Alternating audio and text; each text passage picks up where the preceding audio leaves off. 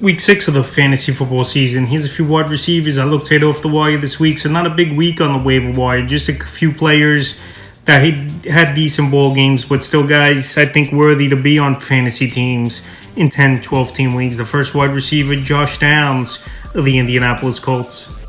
Downs, it's pretty much been a non-existent year in terms of fantasy football, but week 5, he finally had a good game, 6 catches, 54 yards on 8 targets. And this Colt offense, they're clicking. Downs out there right now, 53% of fantasy leagues. In the last few weeks for him, week 3 at Tennessee, 2 catches, 34 yards, 3 targets. Week 4 at the Rams, 4 for 24, 5 targets. And week 5, like I said, 6 for 54 on 6 targets. And maybe him and Daniel Jones are starting to get a rapport over there for this Indianapolis Colts team. Josh Downs, we know last season he had some good games when Joe Flacco was in there over Anthony Richardson for this Indianapolis Colts team. But like I said, it's been pretty much Jonathan Taylor, Pittman, and Warren the top options all season long for this Indianapolis Colts team. But if Downs could get things going, and like I said, coming off a promising ball game in week 5 versus the Vegas Raiders, he could be a decent option. So right now, I think fantasy owners will buy. He's coming up and Downs. He is the number 2 receiver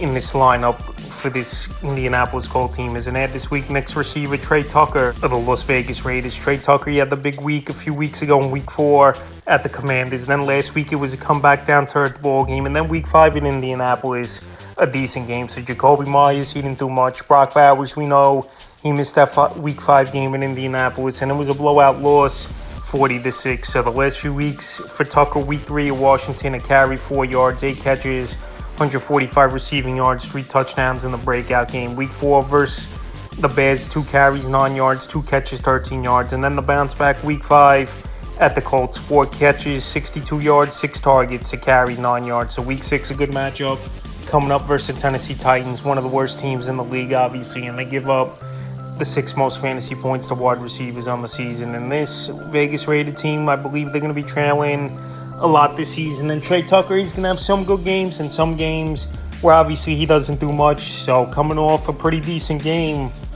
and he led the team in yards in the week 5 loss at the Colts, getting blown out. He's an ad this week, and he's available in 54% of fantasy leagues. Next receiver, Torrey Horton of the Seattle Seahawks. So the Seahawks, they like this guy a lot over there in Seattle, and we've seen him getting targeted a lot in the end zone and the red zone for the Seattle Seahawks team. Still obviously a rookie. Cooper Kupp still ahead of him, and Jackson Smith-Njigba in the lineup, but he's had a couple decent games so far this season. Week 3 versus New Orleans, 3 catches, 32 yards, touchdown, a return touchdown. Then week 4 at Arizona, catch 10 yards, and then week 5 versus Tampa Bay in that shootout loss, 3 catches, 39 yards, and a touchdown. So week 6, a good matchup at the Jacksonville Jaguars. Their defense can't stop anyone. Gives up the 11th most fantasy points to wide receivers on the season. And Sam Darnold in this offense, they like spreading out teams and using their 3 wide receiver sets. As the year goes on, we know rookies get more into the playbook, into the offense, especially after a bye week. And Torrey Horton, for the most part, has been playing pretty decent the first 5 weeks of his NFL career. And he's out there 94% of fantasy leagues. Next receiver, Kendrick Bourne of the San Francisco 49ers. I know San Francisco had a bunch of injuries. Juwan Jennings, Ricky Pearsall, George Kittle were out for them in last week's upset victory at the Rams on Thursday night. And Bourne has signed him right before the season started.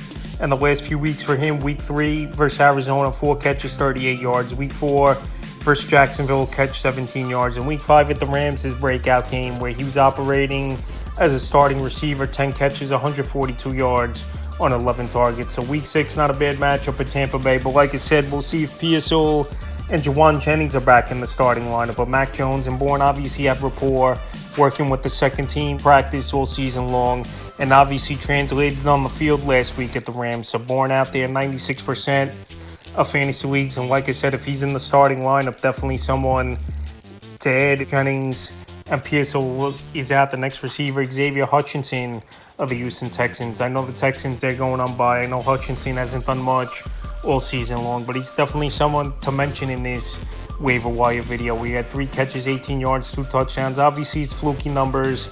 Like I said, he hasn't done anything all season long, and going back to last season, his rookie year, he didn't do anything. But CJ Stroud in this offense finally had a big day at a banged-up Baltimore team, and Hutchinson went out there in a good game. So someone to keep an eye on in more deeper leagues But like I said, someone to mention, since obviously he had a 2-touchdown game and available in 99% of fantasy leagues. And the final receiver, Ryan Flournoy of the Dallas Cowboys. So Cowboys dealing with a lot of injuries. CeeDee Lamb, obviously, he might be out a few more weeks with a high ankle sprain.